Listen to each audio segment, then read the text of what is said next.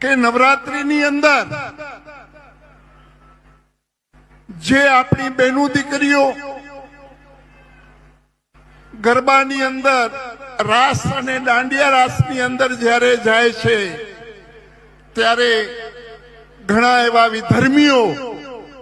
જે ચાંદલા કરે, ટેટુ કરે, ડુપ્લિકેટ આધાર કાર્ડ બનાવે અને આપણી બહેનો દીકરીઓને જે ટાર્ગેટ કરે છે, તો આજે યુવાધન પાસે એક સાધુ તરીકે હું પ્રાર્થના કરું, પ્રભુ પહેલા બહેનો દીકરીઓ માટે માથા દઈ દેતા, હવે ખાલી ધ્યાન તો રાખજો, તમે ખાલી માથા દેવાની જરૂર નથી, દઈ પણ દેવાય તોય વાંધો નહીં. દીકરીની રક્ષા માટે માથું પણ દઈ દેવાય તોય વાંધો નહીં.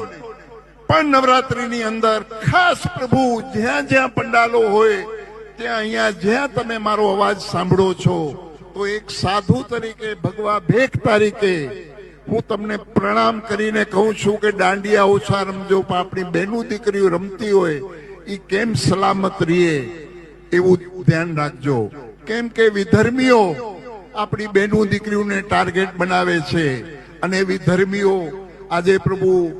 2 દિવસ પહેલા જ ભારતના પંતપ્રધાન માનનીય મોદી સાહેબ ના માતુશ્રી વિશે જો અપશબ્દો બોલી જતા હોય આ નાલાયકો, તો આપણે સમજવાનું છે